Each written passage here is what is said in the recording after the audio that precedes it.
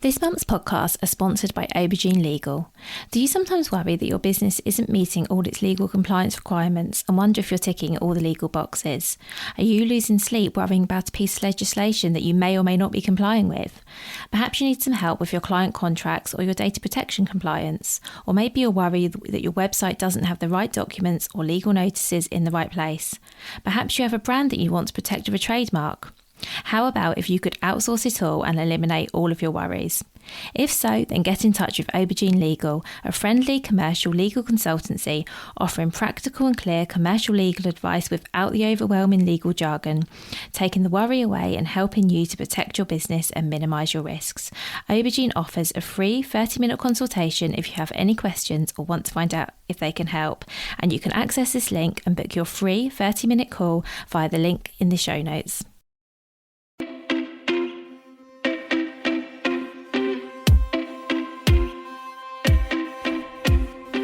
Welcome to the Bring Your Product Ideas to Life podcast. Practical advice and inspiration to help you create and sell your own physical products.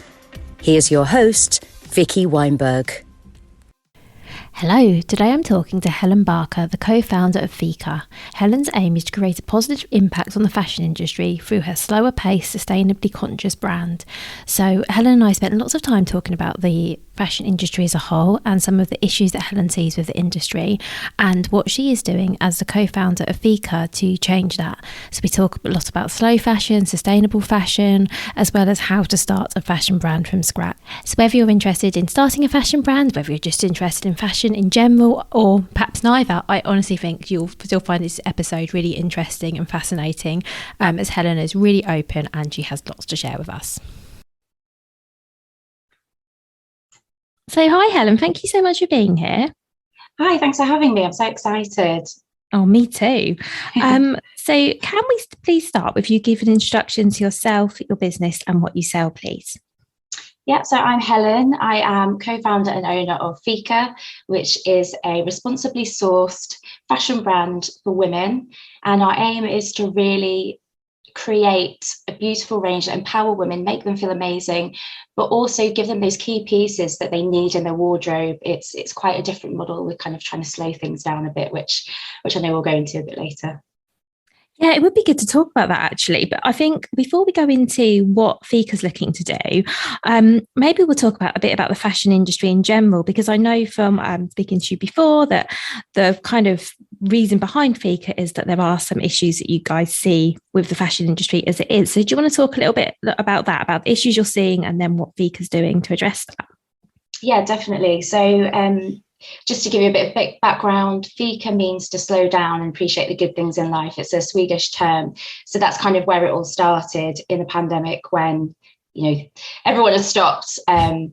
And it really gave me and my business partner time to really reflect on the industry, what's going on and what really needs to change. I think everyone sat back and thought, okay, there needs to be a big change here. I think the big problems at the moment is fast fashion. As a nation, we've got used to wearing things once, throwing them away, and that's become almost like a culture. And so in return, things are being mass produced quickly. And also consumers are used to receiving those products really quickly, next day, sometimes same day. So there's this kind of quite difficult cycle that has kind of been born, and it's really not sustainable for the future in terms of where our planet is going, and also in terms of the people making the factories and things like that. It's just not a sustainable model to keep kind of producing in that way. So at Fika, we really wanted to do something different, make a real statement. It was really scary to put it out there because I don't know many people that have kind of done it this way, and through talking to people are very excited about it, but it is quite a different thing to get your head around. So we're really promoting slow fashion and really considering those purchases. So our range is really designed to kind of be worn for season after season, year after year. We want to show people how to look after their clothing. I know it sounds ridiculous, but actually if you look after things properly, you know how to do that, then those clothes can be worn and worn and worn. We really want people to keep their clothes for longer. We want to try and send out but basically the opposite message to fast fashion. And I think that is where the industry kind of has to go in terms of the future. That really makes sense. I mean, I know for myself that I've definitely got to a point, and I don't know whether it's a point in my life or just, I don't know, but where I definitely would rather spend a little bit more money on something that's good quality. And I also consider purchases a lot more. If I'm not going to wear something, week in, week out, well, maybe you don't wear things that often, but if I can't see myself wearing something that often, I think, do I actually need it? And I do think that maybe there is getting more of a shift in that direction, perhaps. Definitely. I think the pandemic has been a big part of that shift. I think without that, I don't know whether we would be seeing such a change. I think we really are at a really interesting and exciting turning point in the industry, not just fashion, but many other industries as well. I know lots of other people that are starting small businesses kind of during and after the pandemic. And I think there's a lot more that to come, which is great. I think I'm really looking forward to seeing what everyone else does.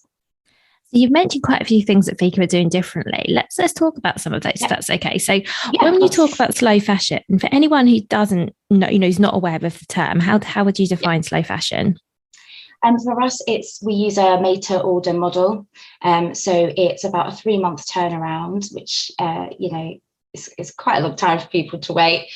But we do all that work in advance. So we do it 3 months in advance of when it kind of needs to be in for that season. So we want the range to be multi-seasonal. So it's going to be worn across the season. We're showing people on our Instagram how to style it, how to layer it. That's kind of. Oh, I see. So it's not that the consumer orders and waits 3 months. It's that from the time that you place the order.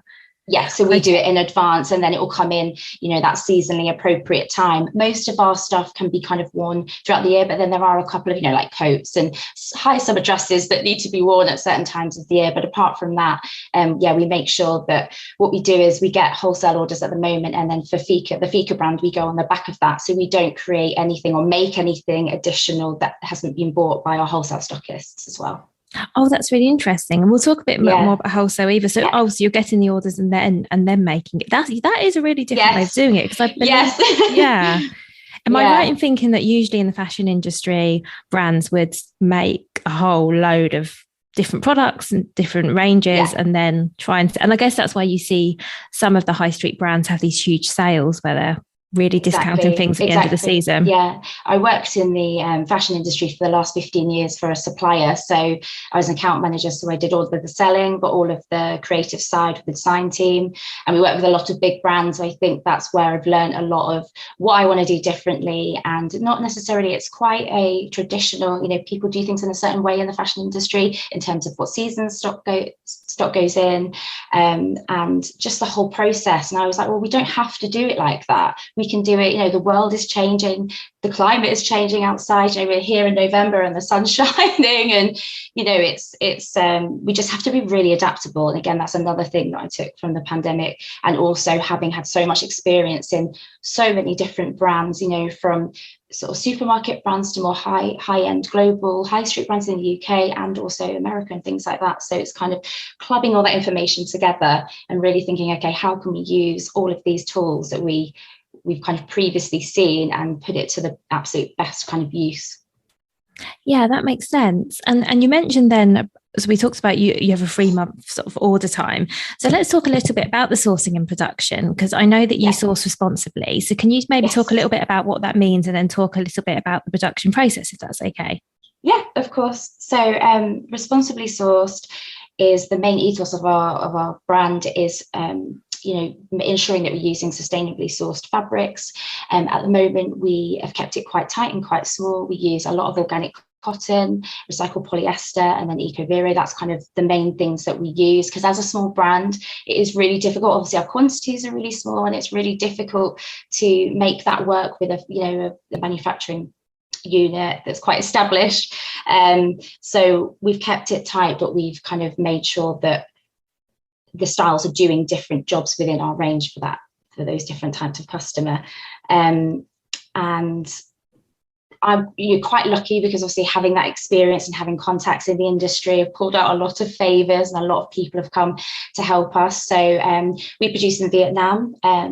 I've worked with Vietnam for a long time, and I've been there twice, been to the factories, absolutely love the kind of setup that they have there. It's one of the only countries that I've visited that has an amazing skill for multi-product within one factory. A lot of factories have, specialised, especially with things like denim, they have a specialised factory in outerwear because they're so technical. But in Vietnam, the level of the skill of the multi-product is just incredible, and it really I fell in love with it, fell in love with the people, and the whole, it's very established out there. So I just felt like for us it was kind of relatively easy to get going, but still finding those key factories that would support us when we're smaller as well. I think that is the biggest hurdle that we've had to overcome, but we've got there. I think that's the main thing, is to keep going, and it'll all work out in the end. But yeah, one of the many hurdles that we had to endure. But yeah, I can see that must be a challenge, finding someone who wants to work with really small quantities. Yeah, I'm lucky that I managed to have those contacts that have been absolutely incredible in supporting me and the brand. So yeah, very, very lucky to have that. And with the 3-month order time, I mean, I honestly don't know this, for the fashion industry, is that short or long? Short, yeah, short. So we normally work a year in advance. So when I was working for suppliers, the high street will be working a year in advance, and they normally bring things like outerwear in sort of July, September time, traditionally. So they bring them in earlier, they sort of tend to keep them in for longer. I think that's changing a little bit now because of what the world's doing, but I know a lot of retailers still stick to that longer lead time. They buy in bulk, and then obviously then they have to try and they get a better cost price, but then they need to hopefully sell it and then yeah. So was that challenging as well from the point of finding suppliers, because obviously they'd be working to much shorter timescales than they used to?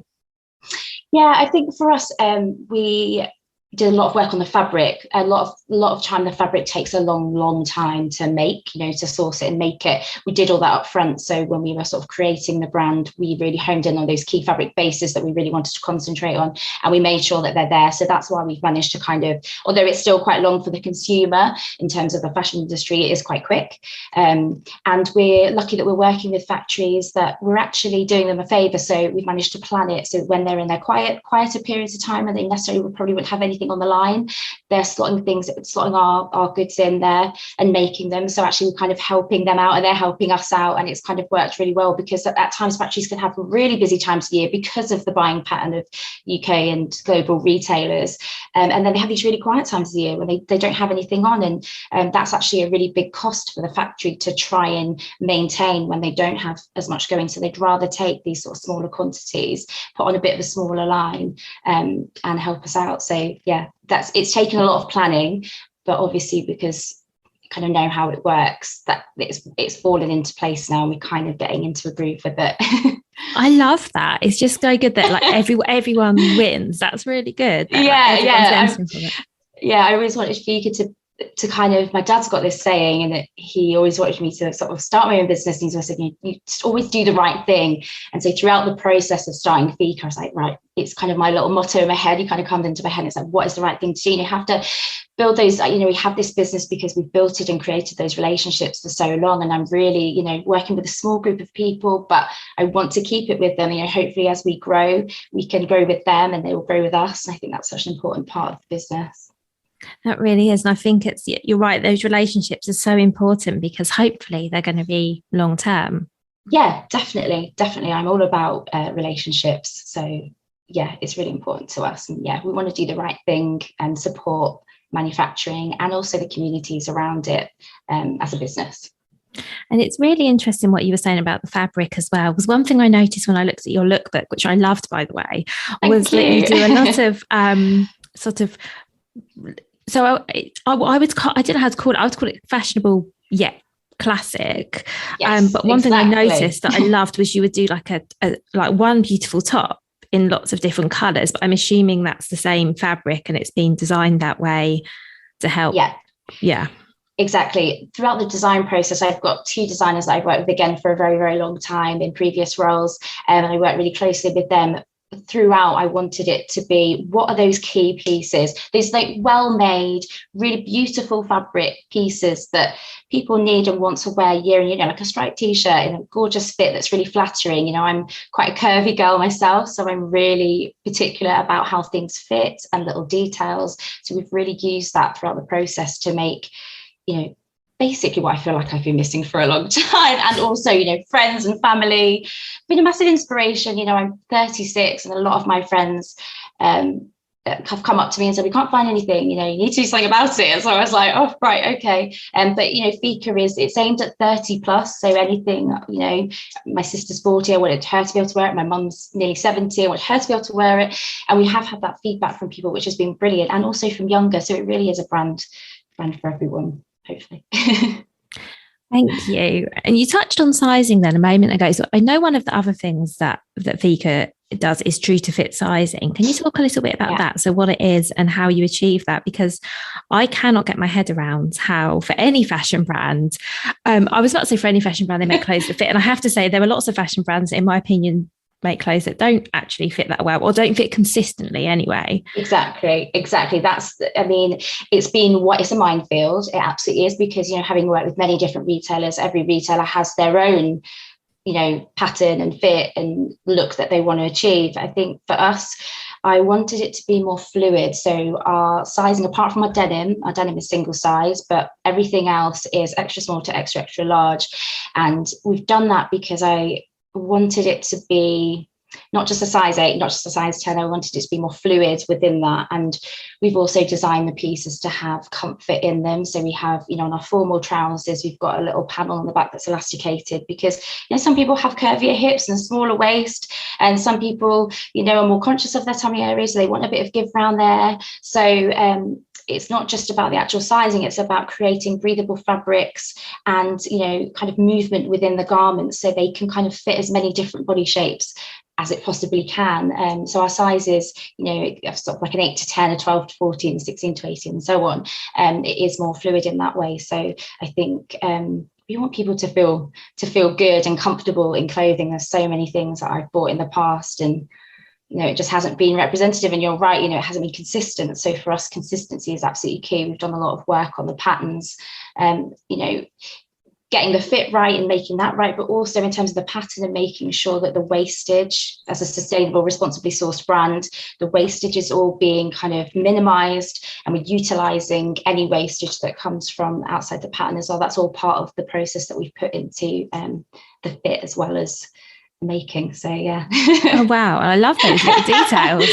Thank you. It sounds like you put so much into this, because I think there are so many brands out there that you can buy one t-shirt and you're an 8, and another t-shirt and you're a 10, and it's really, and I'm assuming that's because they use different factories and different fabrics. And exactly, yeah. And some of the sort of more cost effective, the sort of cheaper brands, they tend to kind of, the sizes can get smaller sometimes if they kind of have a certain size of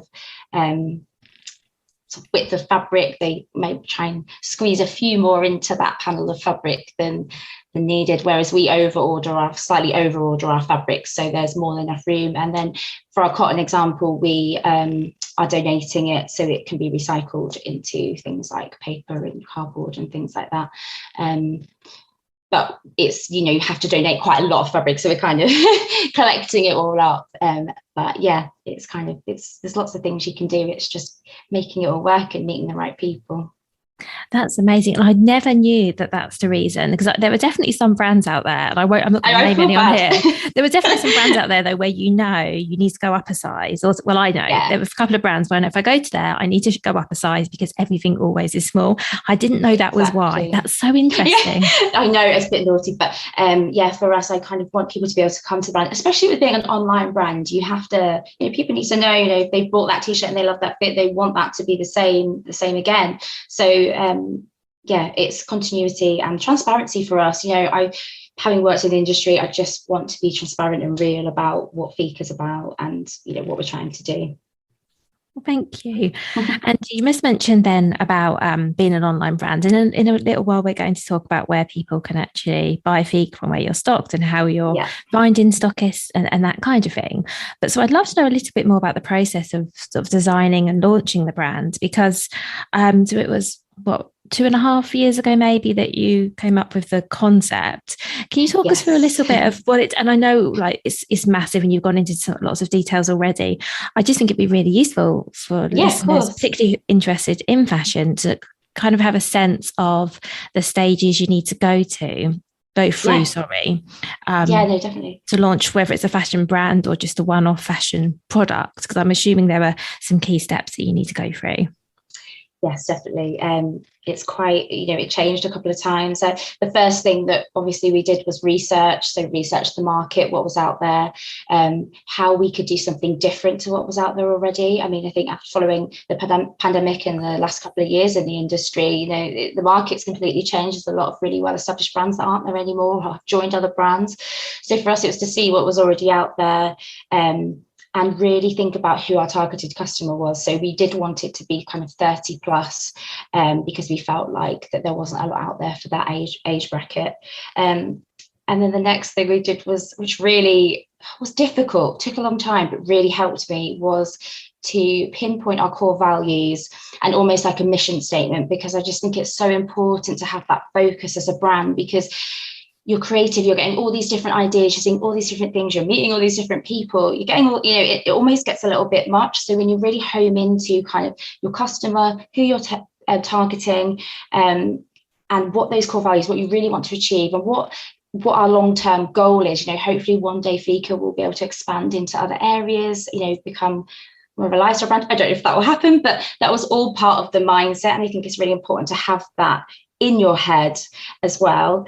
And then in terms of designing the product, we really went back to basics. Having previously, we would have, looked at inspiration, looked, anything from things like art galleries to what people are actually wearing, street style, what other people are doing. We kind of went everywhere and immersed ourselves. We actually did we attended, me and the design team, a seminar on colour and how it's within sort of fashion and textiles, and how certain colours can sort of evoke certain kind of emotions, and what colours would do that and why they would do that. So we kind of took that along with some of sort of seasonably fashionable colours, because we want Fika to be a happy, positive brand. It's quite colourful. So that was really interesting. And I love doing things like that, where you can really, and when we've done shows and things, people, you can see it come through in people and they feedback to you, so that's great. But we went back to basics, and we'd normally do it on a computer, but we sat down, we had loads of images, we had a big, like a mood board, like a physical mood board, and we literally just like pinned images on there, fabrics on there, colors on there. And that was our real basis of where the first range kind of started, and we had it in front of us all the time. And it was just so good to have it in that really simple and plain way, because again, I think you can get really kind of confused about, is this the right thing to do? Is that the right thing to do? Especially when you're a small team as well, you're second guessing everything you're doing when you're doing it for the first time as well. So it really kept us sort of in line, and I really wanted to create that, what is that capsule wardrobe that woman wants, and what does she want to update it with? And then it was kind of time to sort of, when we got that all together, we made obviously the samples and things like that. That took quite a long time to get the fit right. I did that all in advance, whereas, as a supplier, you would submit a sample and then the kind of retailer would fit it. But we did all of that beforehand, because I just wanted to reduce that lead time later on.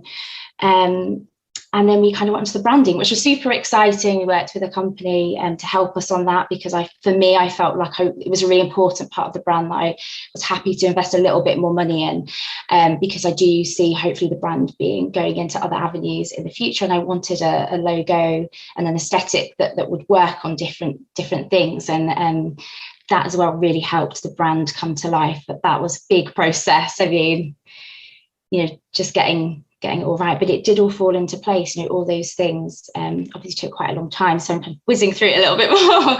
No, that's fine. But yeah, all of those, it kind of all came together, and then we did a show in Birmingham only in September. That was our first show, and we kind of put the brand out there, and everyone loved it, and that's where it all kind of started and how it happened. Oh, amazing. Oh, thank you. So your show you did in September, is that where you found your first stockist for the brand? Yes. Yeah, we did really well. To be honest, that was really a show for us to create brand awareness and get real kind of feedback on the range. And, there's nothing like in real life getting someone's real reaction to things. And it was more than I could have ever asked for in terms of feedback. And meeting people, just, familiarising yourselves with people that have their own businesses, that have their own independent boutiques, are actually doing really well at the moment, which is brilliant. The UK high street, I know that times are tough and for everyone at the moment, but, these independent businesses are doing really well, which is great to see. And everyone's really kind of pulling together and supporting each other, which is really nice. Even the other sort of fashion brands, everyone's doing their own thing. And supporting each other, which I think is really nice, because there is enough space for everyone. Everyone's so different. Definitely. So was this a trade show specifically for the fashion industry? So it was Moda. So we did Moda, which has got Autumn Fair on it as well. So yeah, we were in the fashion bit, obviously, next to the catwalk, and we got, some things on the catwalk. They came over, they loved it so much. They said, "Oh, can we get some things on the catwalk?" And we were like, "Yes, of course." So that was incredible as well. And, industry people from the industry, like Draper's Magazine, they came and loved the brand and did a whole feature on me. So just having that awareness for us, when we just launched, was incredible, really. So, and getting orders, which obviously is the main reason we were there, which I didn't expect on the first show. I was kind of prepared for it to be a little bit longer, so that was great. That is great, because it sounds like you were there with the intention of getting some feedback maybe, and a bit of brand awareness. Yeah, and then people were like, "So can we buy?" And I was like, "Yeah, of course you can." Yeah. So that was, it was amazing. It was absolutely incredible. That's brilliant. And are you able to tell us any of the places you'll stop first of all? Just, are there a few that you can tell us? Yeah, we haven't gone in yet. We're going in to a couple in December. So there's one called Moo, which is based in Leamington Spa, and one in North Wales, which is, I don't think she's opened yet. She's actually opening on the 1st of December herself. So she's bought a really big Fika range, which is amazing. And there's one called Domestic Science, which is based in the Cotswolds. So we've got some things going a little bit later for them. But again, they've got 3 stores. So for us, that was just brilliant. And then one called Dream On, which supports women that are recovering from cancer, which is something really close to my heart personally. So when I met her at the show, and what they do for women is just incredible. So we really wanted to be a part of that as well. That's amazing. And a trade show is the main way that you're finding stockists, because as a new brand, I guess it must be quite hard to get stocked. And I guess if people can see your clothes and feel your clothes, and it must make a huge difference. That's exactly what it is. I think when people actually saw it and could feel it, they were like, okay, this is worth, this money, sort of thing. We're trying to be a fair price. We're not super expensive. We're not super cheap. We're just somewhere in the middle. We're trying to kind of give people really great quality for a fair price. That's really what I'm really passionate about achieving. And yeah, it definitely, trade shows at the moment was probably something I hadn't thought about. My business partner, he has a home fragrance brand, which I know and he has done quite a lot of these trade shows, and I helped him for a day on a couple of them. And I think that's what really inspired me, seeing everyone have their own little niche, their own little business. I thought, actually, this is a really great way of, I'd never kind of seen that kind of thing. So I'm in such a different world.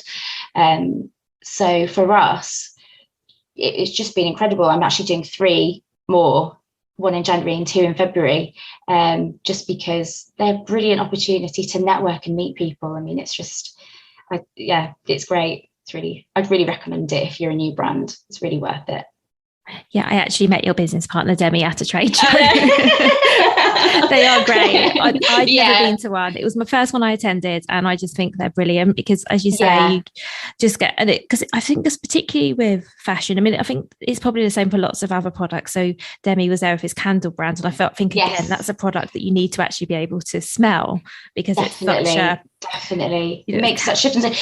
People were trying things on, and we made a bit of a mistake because we didn't take a mirror. I took everything else. I thought I had everything, and I thought, well, I don't know if people want to try things out. I don't know. I thought that, and obviously they did. So we would, luckily the guy next to us was lovely, and he had his stand, and he had all that we used. But yeah, the feedback was great, and it's really nice to meet people in real life and just talk to people.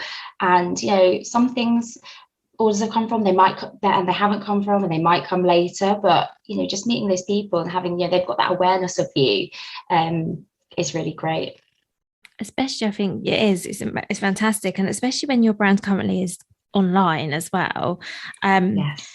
So I think, and I know that you've got a great Instagram, and as you said, I've been on your Instagram and I can see you've got some great styling tips, and you're sharing a lot of your outfits, but there's no substitute really, is there, for actually seeing something in real life? Yeah, totally. And I am the same. I still like seeing things in shops and things like that when I can. And that's what's really nice about, partnering with smaller boutiques and things for the wholesale route, because it enables your brand to get out there in different parts of the country that you wouldn't normally have it in. And we really want Fika to be in the right places, and I'm so happy with the brands the companies that we've partnered with so far, because they have very similar kind of ethos to what we're trying to get across. They're trying to reinvent the high street and change things, and I think the more that we club together, the kind of stronger that we'll be, and we'll make a change. Yeah, definitely. And is your plan just to sell wholesale, or do you have other plans going forward? Yeah, so we started with a wholesale route because, to get some orders in and a bit of money coming from a cash flow point of view, it kind of made sense for us. And again, getting that brand awareness was really important. We have gone on the back of anything that's been ordered. We've ordered a small amount for our website, which is kind of currently being worked on and due to be, which is another whole complicated process, but it's due to go live kind of hopefully beginning of next year, if not before. So yeah, we've kind of decided to do a little bit of both. And also, I'm probably being a bit cautious, but I quite like to take things slowly. So just ensuring that our setup and our process, I've built in probably way too much time in terms of the production time, and getting it here and then getting it back out to our new stockists, just making sure that, for this first run, keeping it quite small is quite a good thing for us, just making sure that our processes are completely as they need to be. And really want to be able to deliver well what we've said we're going to do, which touch wood at the moment is still going to plan. So it's exciting, really exciting.